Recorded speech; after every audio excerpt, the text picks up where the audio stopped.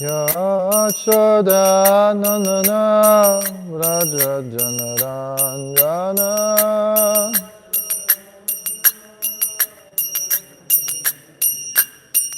Yamuna Tiravanachari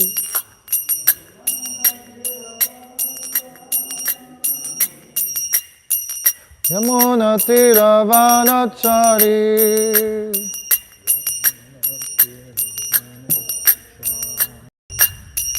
Hare Krishna, Hare Krishna, Krishna Krishna, Hare Hare, Hare Rama, Hare Rama, Rama Rama, Hare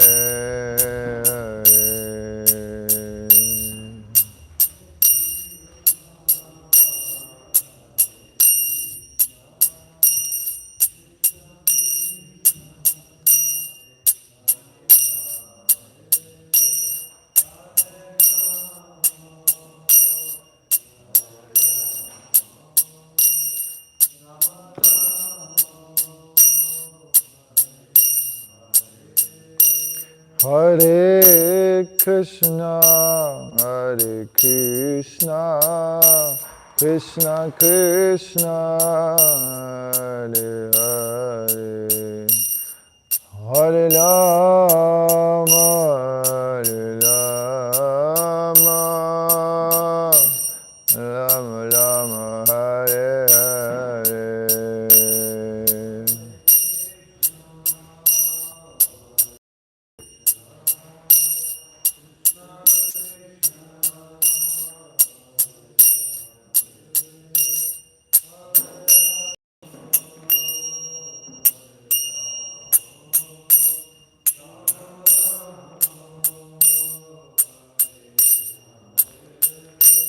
Hare Krishna, Hare Krishna, Krishna Krishna, Hare Hare, Hare Rama, Hare Rama,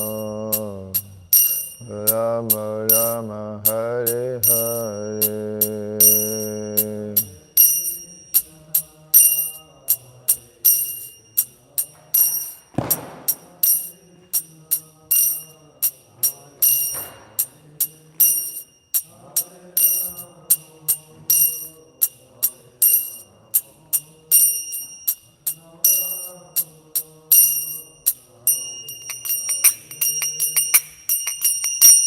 Hare Krishna, Hare Krishna, Krishna Krishna, Hare Hare, Hare Rama, Hare Rama, Rama Rama, Hare Hare.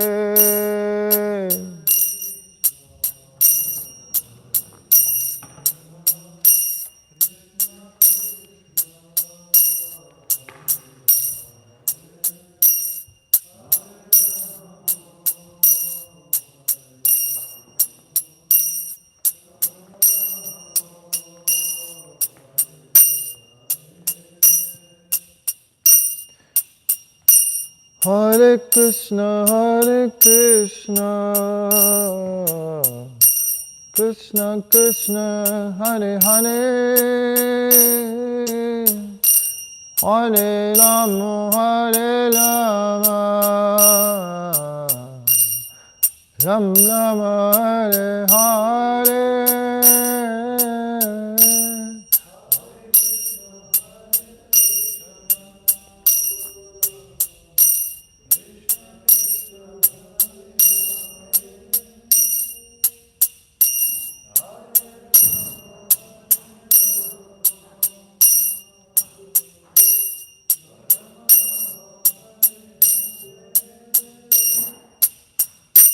Hare Krishna, Krishna Krishna Hare Hare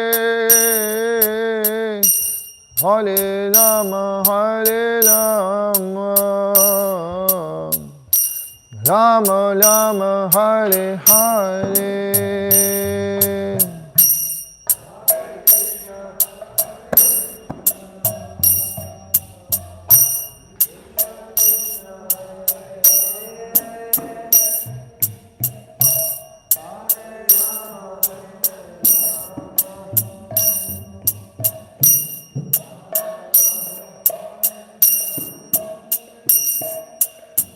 Hare Krishna, Krishna Krishna, Hare Hare, Hare Rama, Rama, Hare Hare.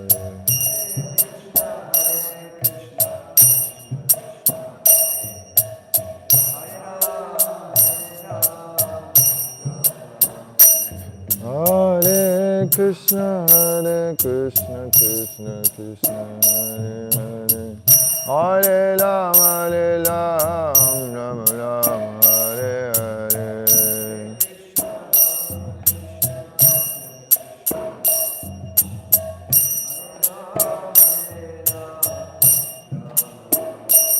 Hare Krishna, Krishna Krishna, Hare Hare, Hare Rama,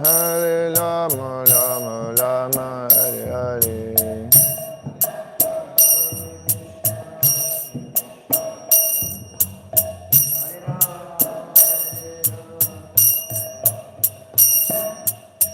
Hare Krishna, Krishna Krishna, Hare Hare, Hare Rama, Rama, Hare Hare.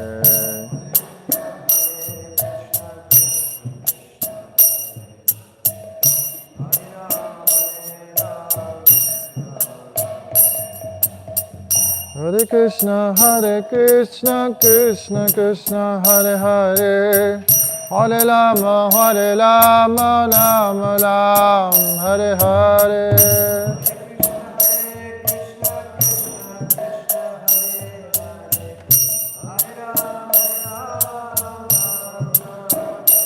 Hare Krishna, Krishna Krishna, Hare Hare, Hare Rama, Rama, Hare Hare.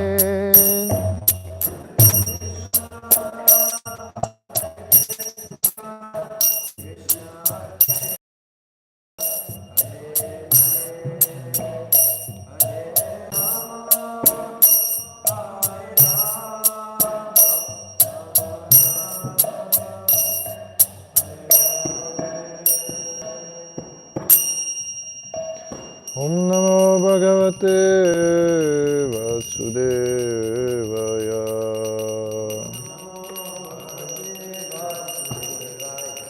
Om Namo Bhagavate Vasudevaya.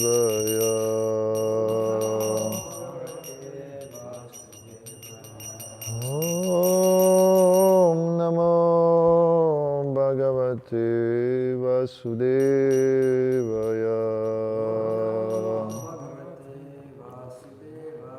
Narayanam namaskrityam naram chaiva narottamam devim sarasvatim yasam tato jayamudirayet nashtaprayeshva bhadareshu nityam bhagavata sevaya bhagavati uttama shloke bhaktir bhavati neshtiki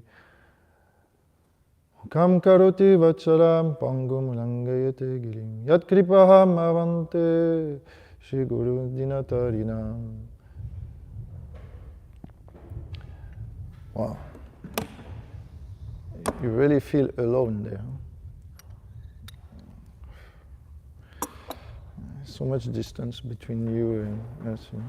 It feels really impersonal, I have to say. Anyway, Hare Krishna. Thank you for bridging the gap. You know, otherwise you don't feel really inspired to speak anything. Thank you, Prabhuji. Okay. So, I guess. Thank you for encouraging me. If I'm encouraged, then I may speak some things. Okay. So we are reading the 4th canto. I think the title is The Creation of the Fourth Order, and then we are on chapter 1, verse 21. So please repeat. Tapyamanam tribhuvanam pranayameda sagninam nirgatinam nirmudna samikshya prabhavastaya trapyamanam tribhuvanam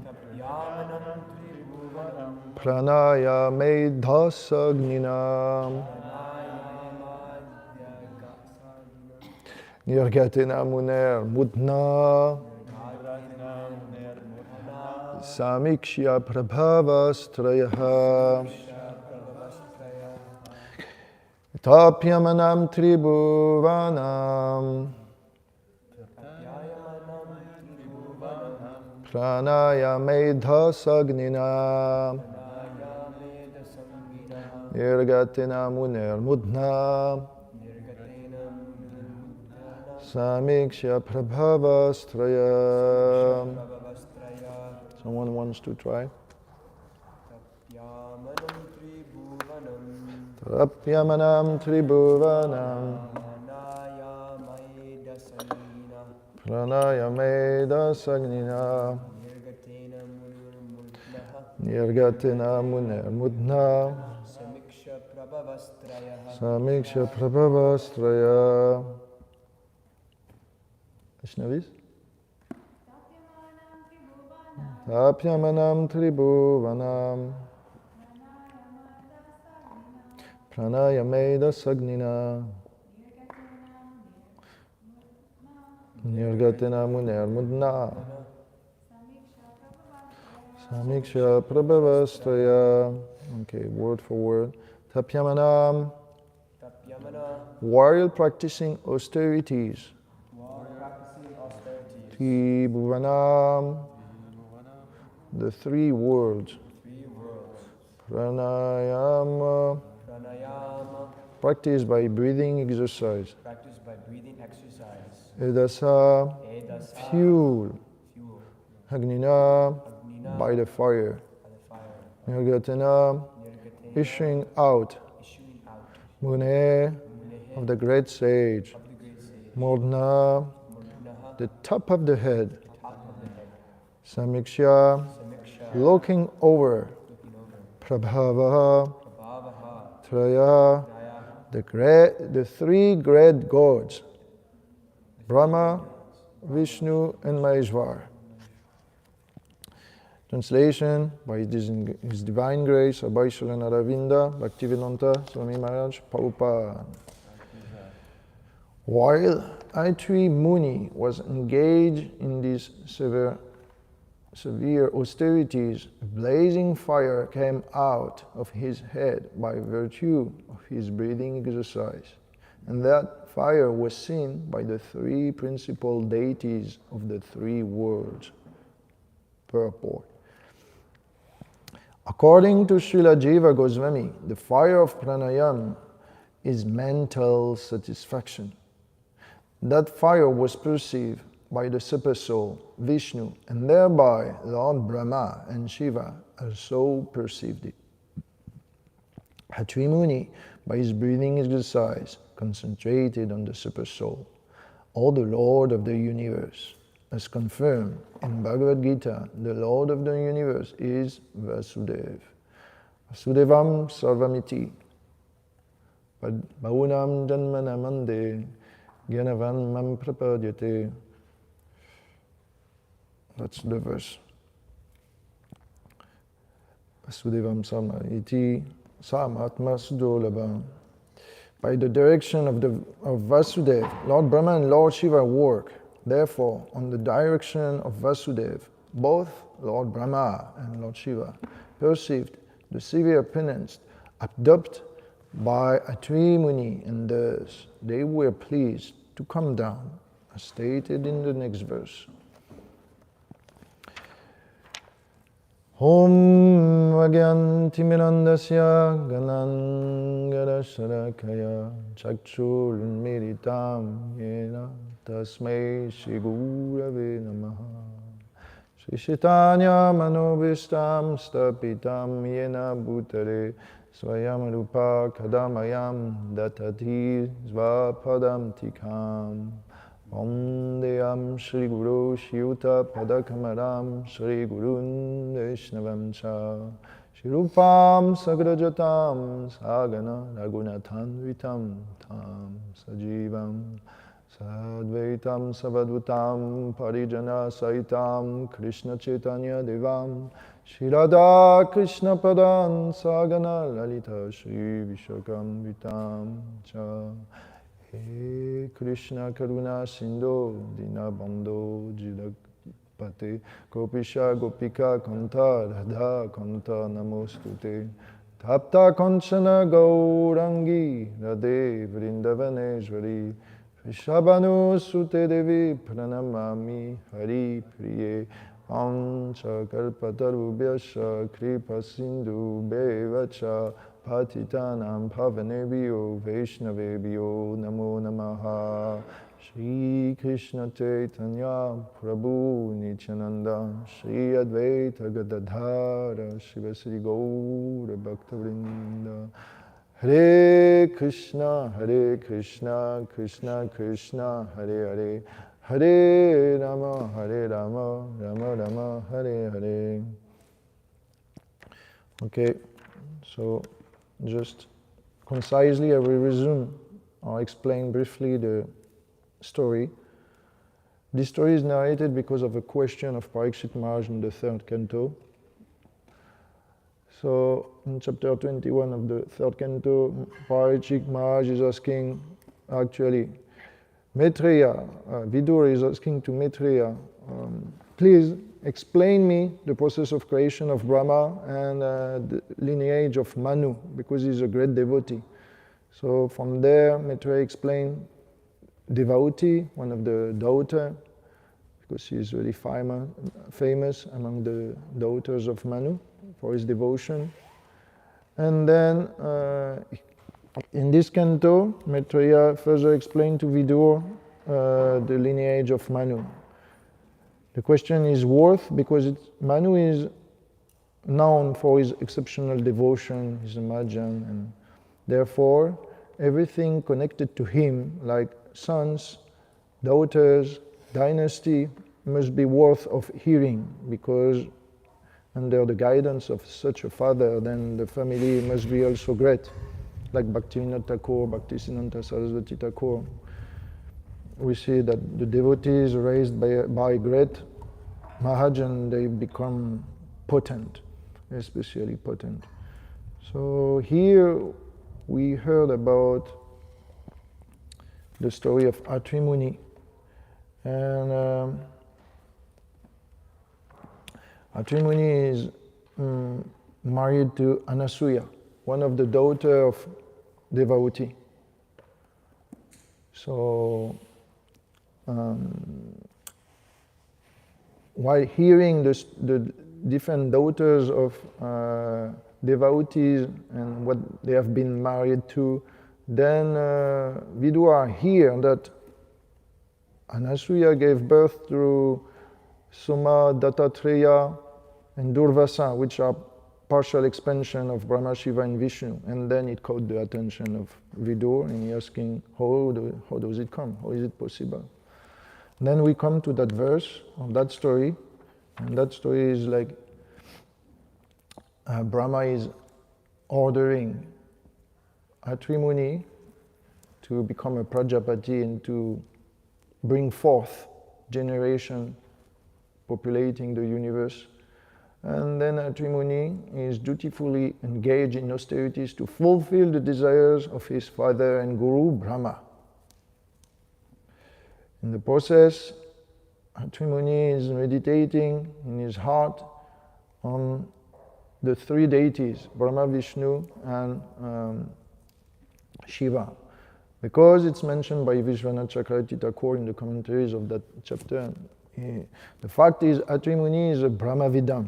Brahmavidam, I think it's mentioned in verse 16, means not a devotee, therefore he doesn't know completely the absolute truth. He has partial understanding. So he doesn't know whose form has the Brahman, or what form can have the Brahman. So he is meditating on the Brahman, and Vishwanath Chakravarti Thakur says, Atri Muni is thinking, among Brahma, Vishnu, and Shiva, who is the Brahman? Who is the Supreme Lord? He's thinking like this. He doesn't know, even though he is the son of Brahma. And he asks himself, he is the Brahman, is the conjunction of those three personalities. You know, in India, if you go, sometimes people will say, oh, Vishnu is, Brahma, Vishnu, and Shiva are different manifestations of the absolute truth. And the three together are the absolute truth. Have you ever heard about that? It's common in India. That's general. It's called Panchopasana in Sanskrit. So generally they worship Ganesh and Surya or Durga along with that, and all those demigods together, they say it's the absolute truth. No? You never heard about that? It's really, Prabhupada is talking about that. Yes. So they say like this, Shiva is the representative aspect, destructive aspect of the Brahman. Vishnu is the maintaining aspect of the Brahman, and Brahma is the creative aspect of the Brahman. Yeah, you heard about that, huh? So Atri Muni is worshipper of the Brahman, but he doesn't know really what is the Brahman. So he wonders how those personalities actually partial manifestation of the Brahman, are the three together, the Brahman, something Brahman. So he's meditating on that, like that. And in his heart he's meditating on those three personalities, and he's praying, may the Brahman, the Lord, reveal himself to me so I can know the truth, I can be enlightened. And he does not do ordinary austerities because he will be on one leg for 100 celestial years. And Anasuya, his wife, is assisting him in that process. So great devotee as well. And it's mentioned in the previous verse that Atri Muni is thinking, may my Lord, may the Lord of the universe, of whom I have taken shelter, kindly be pleased to offer me a son exactly like him. And the main point in this story is that Atri Muni is praying, and in that prayers he addressed the Brahman as Jagat Ishvar, means the controller of the universe.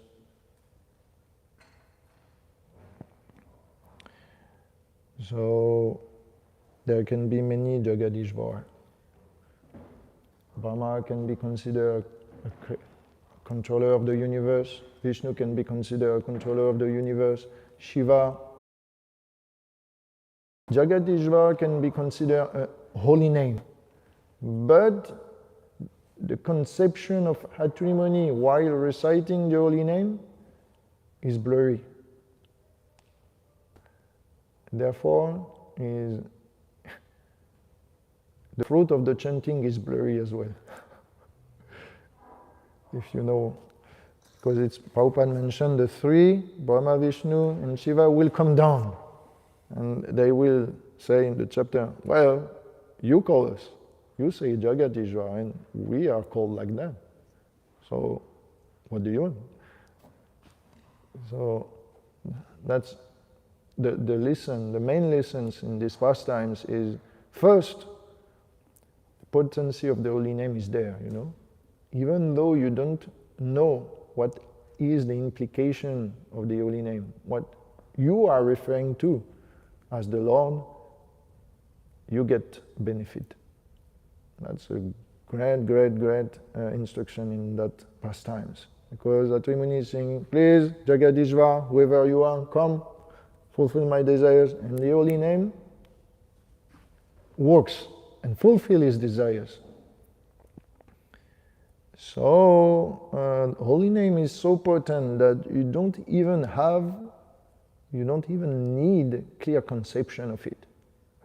So it's important because that means even faithless people can start to chant the holy name and get benefited by that. So it's mentioned in the Shastras, in Bhakti-Vilas, Chaitanya Charitamrita, Mahabharata, there is a verse like this. Etam mangalam mangalam, etam maduram maduram, sakala nigama vali satphalam chidsvarupam, sakridapi padigitam, chidsvar shadaya hela yava, brigu varanara matram tarayat krishnanam. And this verse is saying, my dear son of Brigu, know that the holy name is the sweetest things among all the sweets. The most potent and beneficial things for anybody, even dog eater, even outcast. And it is the essence of all the Vedic scriptures. Whoever chants the name of Krishna, of the Lord, be it with faith or not, can achieve perfection.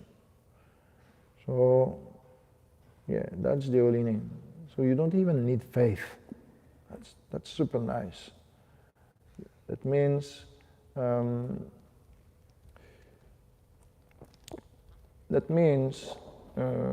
perfection is accessible to everyone. That's what is attractive in the holy name.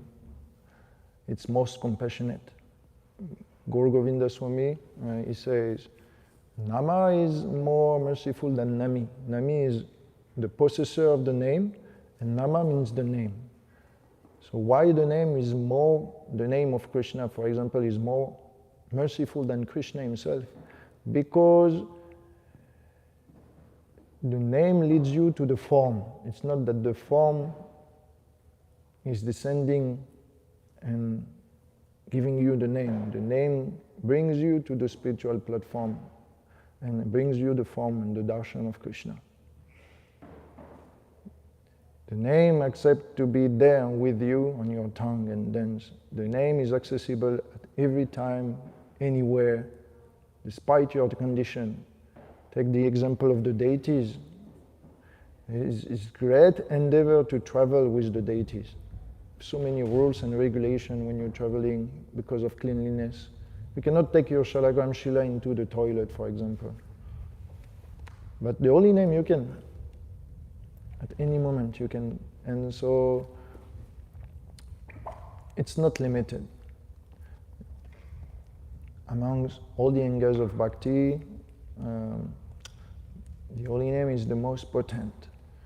And it's confirmed in Bhagavad Gita, in the 16th chapter, the last verse. I think it's begin with Om Tat Saditi Nirdesho. Brahmanas Tina Vidaschai. Brahmanas Yagyascha Vita Pura. Trivida Parasmrita. So that verse in the Bhagavad Gita, last verse of the chapter 16. I will read the translation. Even in the Bhagavad Gita, there is glorification of the holy name. Actually, no, that's not the last verse.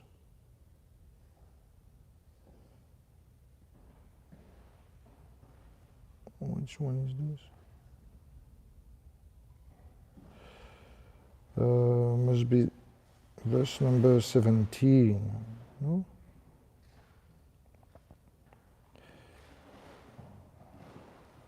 Verse chapter 15.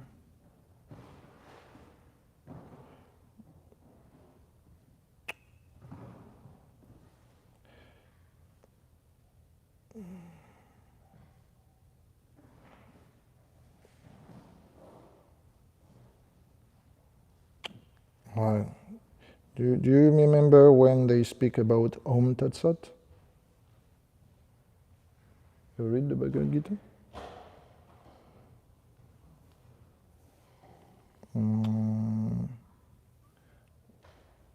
Param Brahma Prabhu. Do you remember the section in the Bhagavad Gita where they say Om Tat Sat?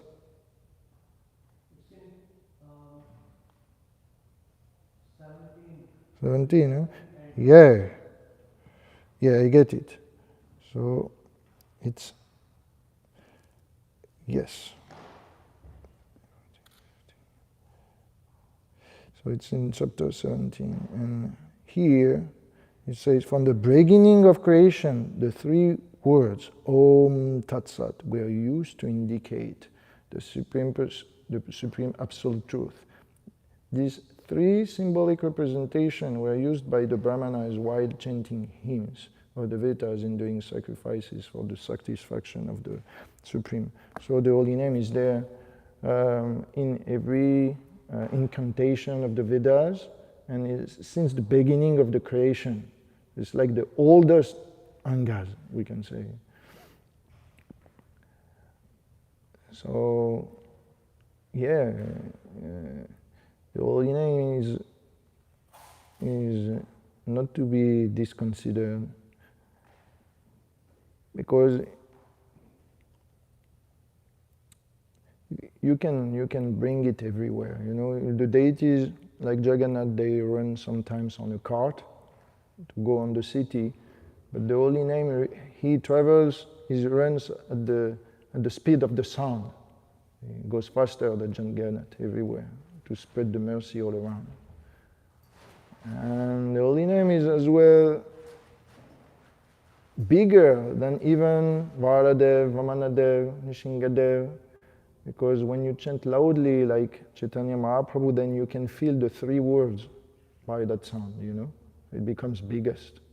So it can be all pervasive like Vishnu. So it doesn't discriminate, it's all pervasive, it's most potent, most merciful, it's the prime object of creation and angas of bhakti, so many glories. And there is a price, let's say, to the Holy Name, and the price is given in Chaitanya Charitamrita. Krishna bhaktiras bhavitamati kriyatam yadikuto pirabhyate tataroryam moryam apyekaram janma sukrite narabhyate.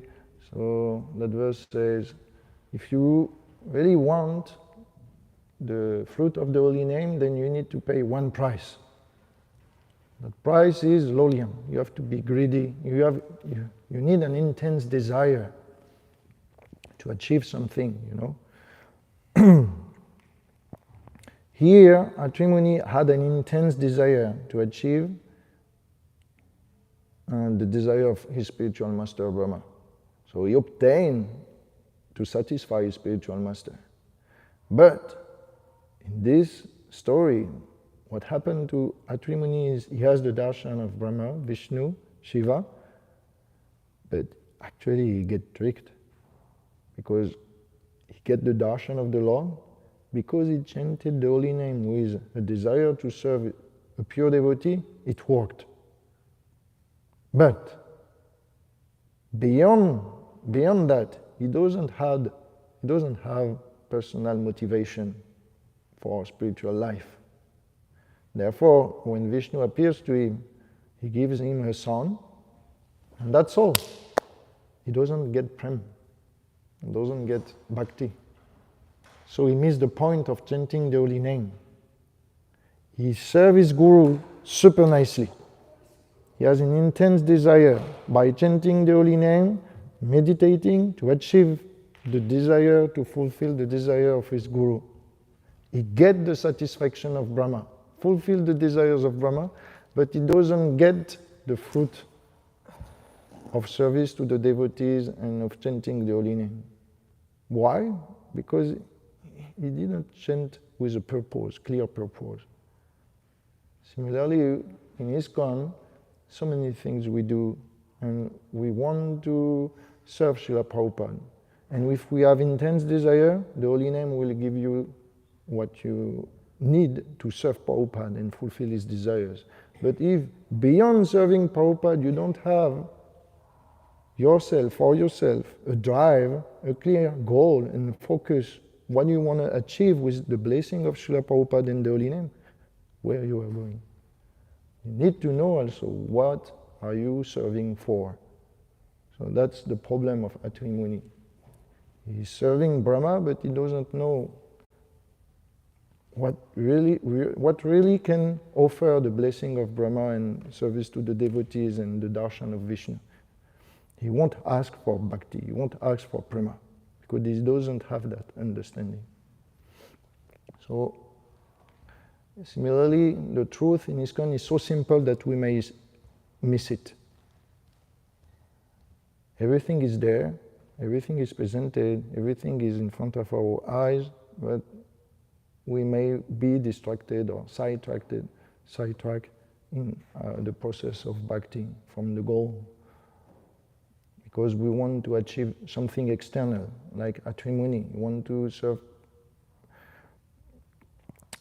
his spiritual master, Brahma, but in the course of getting a son, populating the universe, then actually Vishwanath Chakravarti Thakur says, well, you will get great reputation.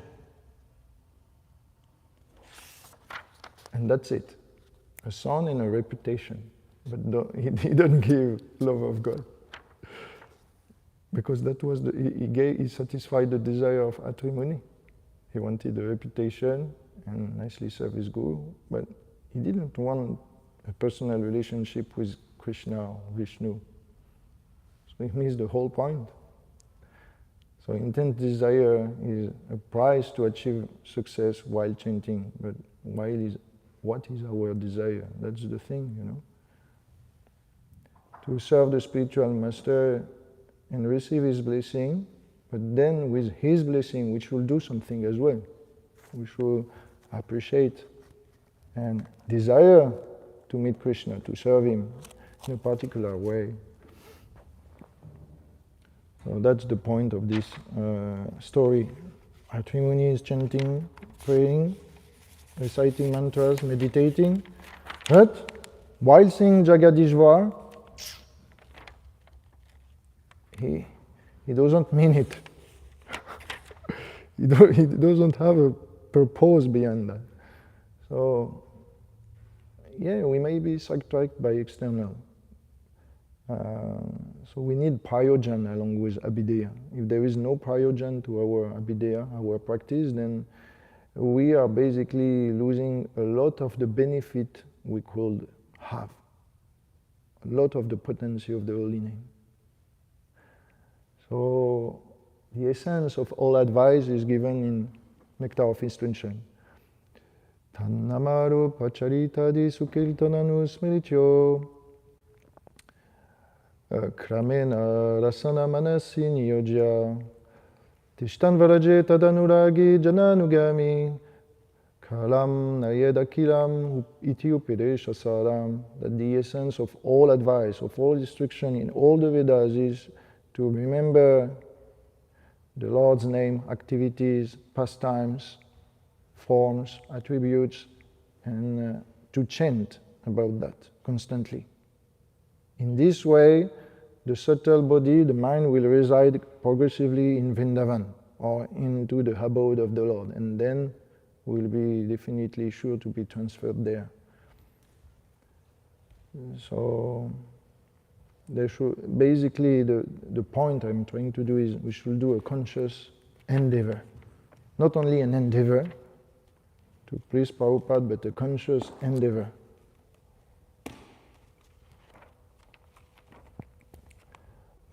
Obviously by the blessing of Srila Prabhupada, or by the blessing in that story of Brahma, Atri Muni will get benefited.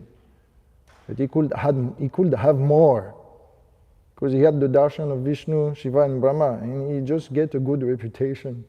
We don't want that. In ISKCON, we don't want either a good reputation. Srila Bhaktisiddhanta Saraswati says, better to be a good devotee than a great devotee. You know what that means? Better to be a good devotee, pure, than a great devotee, recognized devotee. Better to be small, but big in the eyes of Krishna, than big in the eyes of the community, but in fact small in our heart, you know?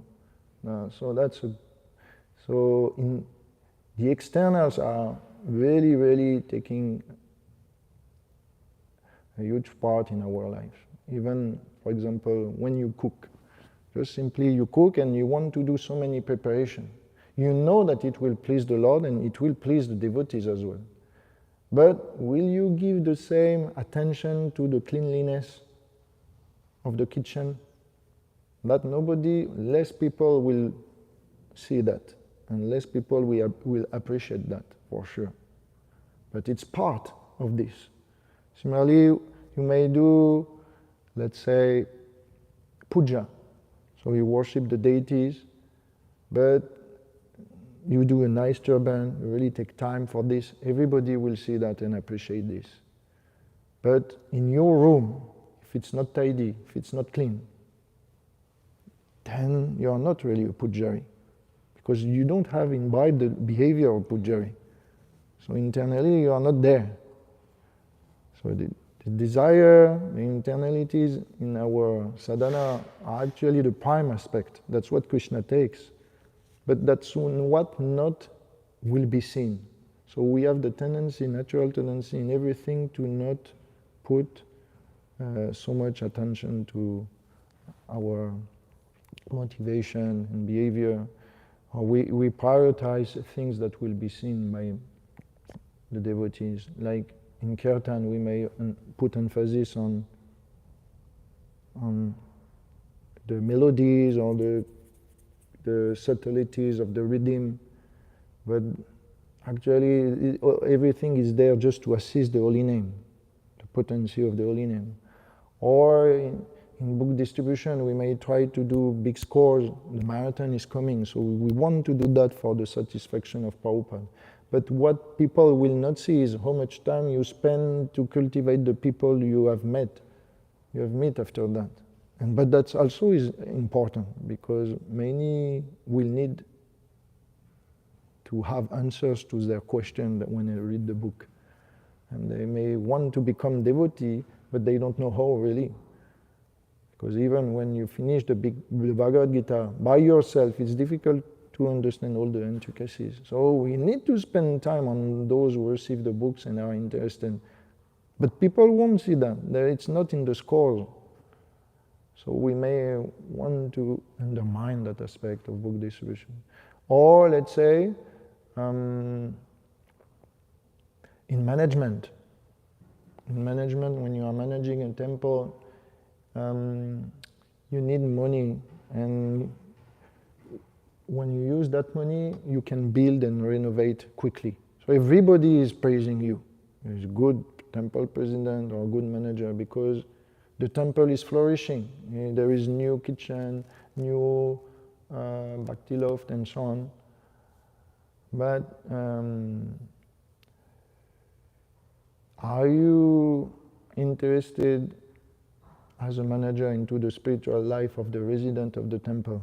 Are you really eager for them to grow, or do you just want to use them for your short-term goal for your construction? Or are you really invested in their spiritual life? Do you care about how they can grow? How do they change? Do they feel healthy? Do they feel satisfied in the service, and so on? That's the internal aspect of a manager. He may have to spend time on an individual level. Maybe not many person will praise him for that. not as much as for the beautiful renovation. But that's part of what is to be a good manager. So those are a few examples how we can miss the point, and if you are open, you can have some question. Otherwise, we can finish there. Yeah. Thank you for class. Those are very nice points you're making about the meaning of this passage. I had two questions. Yeah. So my first question is that you said that that Atri Muni, though he was doing this meditation and he was serving his guru and serving Brahman, because his prayojana wasn't clear, he didn't get the darshan of the Lord. He didn't ask for. He get the darshan of the Lord, but not complete. Because the Vishnu comes, but he doesn't see him with eyes anointed with the pulp of love. So he doesn't get the real reciprocation. So what about the situation of Dhruva Maharaj, who also had an ulterior motive, you could say, in performing his austerities, but yet he did get the ultimate goal. Yes. Even though his motivation was the same. So why is it that Dhruva Maharaj got it, but Atri Muni didn't? And we see they were both doing the same It's kind of really good question. Because the Acharyas explain that while doing his practice, Dhruva Maharaj get purified of his desire. And at the end, when he comes in front of Vishnu, that desire is already gone.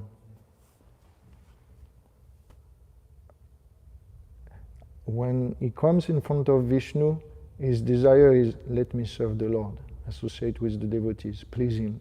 He doesn't have the potency of speaking nicely, so the Lord bless him with his conch, and then he can praise the Lord. But Atri Muni does not have the same inclination yet, even though he spent more time to do tapasya. Is it some difference in their sadhana as well? Is there some difference in their sadhana? Some difference in their guru or something? Well, we know that Atri Muni here is meditating on the Brahman and on Brahma, Vishnu and Shiva, and is desiring Jagadishvar to bless him with a son. But the sadhana of Dhruva Maharaj was worshipping deities, meditating on the Paramatma, on the Lord, plus Om Namo Bhagavate Vasudevaya. So Atri Muni wasn't chanting the name of the Lord? He is doing because he's chanting Jagadishvar. But Jagadishvar is a, how can you say? Is a vague term, generic term.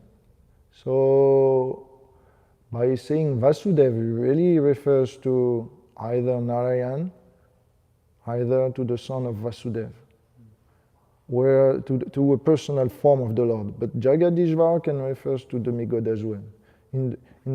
For example, in Bhāgavatam, many people are called Bhagavan. For example, Brahma is called Bhagavan, Narada Muni is called Bhagavan, even Indra is called Bhagavan in Śrimad Bhāgavatam. But Bhagavan is generally a term that we refer to the Lord, especially in Bhagavad Gita. But if I pray Bhagavan, Bhagavan, Bhagavan, and I don't know who is Bhagavan, then the result of the holy name will be topsy-turvy as well. So that's why we need a clear definition of the goal. Similarly, when we're chanting Hare Krishna Maha Mantra, in that mantra can be so many things, because some meditate on Ram Sitaram, Hare Krishna Hare Ram Sitaram, or Balaram Krishna, maybe Gauranitai, or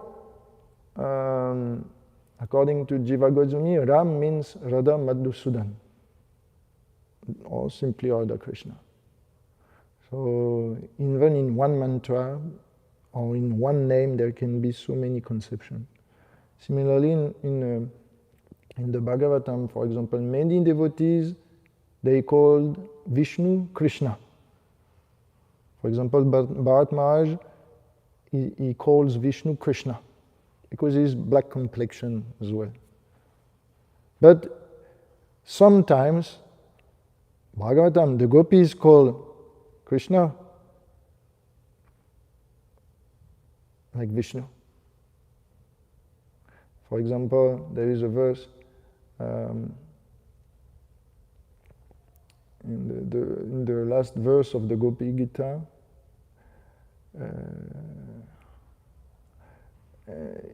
Krishna is called Vishnu. Whoever chants the glories of Vishnu with the gopis get the ultimate benefit and the highest bhakti. But we know that Vishnu is not the thing with the gopis. This is Krishna. So when we say the name of someone, we may different intention behind it. And generic terms are generic results. Specific name, specific result. Like this. Okay, that's my first question. My second question. Very nice answer. Thank you. So my second question is about where you were saying that many people serve Srila Prabhupada and they get the blessing to do great service for Srila Prabhupada. Yes. But they don't necessarily, their prayojana also isn't aligned towards achieving, for example, what we would call the goal of bhakti yoga. Yes, getting, exactly. Praja Prema Bhakti or something like that. So they're not like thinking, okay, I want to serve Radha Krishna in the spiritual world. So then, but my question for that was that we see that a lot of devotees, even the Bhagavatam, their attitude towards their guru is they're not even interested in anything but the service of their guru. Like Prahlad Maharaj prays like that to the Lord. He says, when Nrsimhadev is offering all these different kinds of benedictions and opportunities, he says, no, actually, only thing I'm interested in is to serve my guru, because everything I have is by his grace, Narada Muni. So he's thinking, I am just interested in serving my guru, and I just want to please my guru, and that's actually my only aspiration. So then how do we understand that? Is it true that just having the aspiration to please guru and that's it is enough, and we don't have to worry about a higher aspiration than that? Or should we try to also develop, something? Yasya deve parabhakti yata deve tato guru. So there is deve guru. So both should be there. Means there is God and guru. There should be bhakti for both. That's for sure. Now, what happens if the guru is not there and you don't have dedication to Krishna? You may end up to stop because your guru is not there. So generally, one cannot go without the other, because the ultimate desire of your spiritual master is for you to become a pure devotee. So it should be there, and the desire of Krishna is that you become a servant of his devotees. So one has to go with the other. So if you look at the history of ISKCON, many great stalwart devotees, sannyasis, they had really pristine dedication to their spiritual master. But when he left, then because they don't had their personal drive, but their drive was actually through the light of Prabhupada. And because they didn't had cultivated their own personal path as well while serving Prabhupada, then when Prabhupada left, then they also left. So that's also a good lesson that we have to remember. We need also to have our own personal dedication and desire and path and so on. So the day our guru leaves, we still remain fixed. Because we have our own conviction. I want to attain my relationship with Krishna as well. And by the help of my guru, by serving him, by dedicating myself to him, I can succeed. I have the possibility to succeed. In other words, just to kind of expand on that, you're saying that, this Kintor Prabhu Prayevet Tasya, we should see Guru, but if you don't see Guru as also being Krishna, or you don't see that connection, then also you can make a mistake, is what you're saying. Let's say,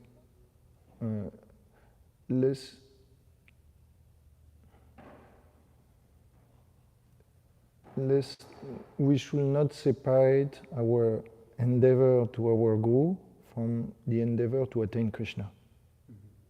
Both should be connected. Because the tendency of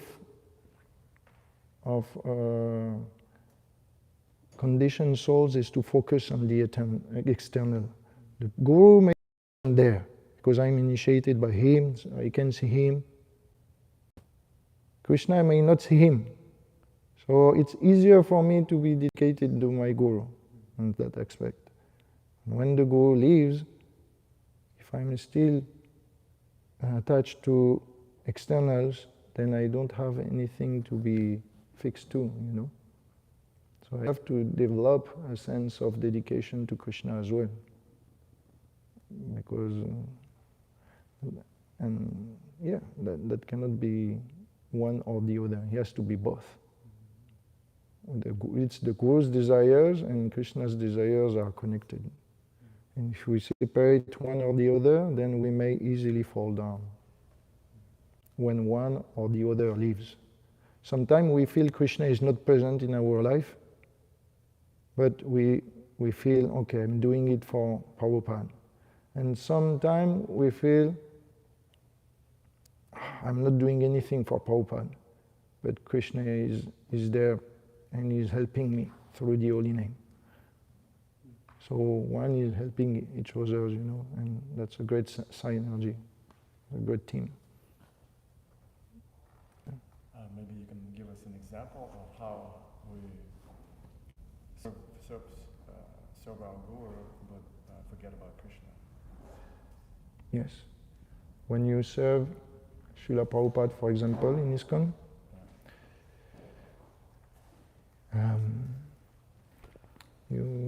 especially at the time when he was there, you will get great reputation by being close to him.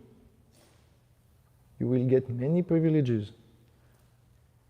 You will get a position, adoration, affection, and so on. And just by that, you are carrying away. You see what I mean? So when you are in contact with a great personality, two things happen. You become great, and you can become also puffed up. Because in the contact of fire, you become fire, but then you can start to burn or destroy yourself, by being proud and so on. So in our day, an example in our times? Same thing. Same thing. You can be carried away by external desires while serving the Guru. That's why we need an internal desire to go back to Krishna with the Guru. That should be our motivation. Otherwise, just to serve the Guru without Krishna, we may tend to become more external. So it's really important. Yeah, good question. Okay, I think we just finished. Hatri Muni Brahma Shiva Lord Vishnu ki, Śrimad Bhāgavatam ki, Nitai Gaur Premanande. Revatinandana Prabhu ki. Jai Guru Maharaj.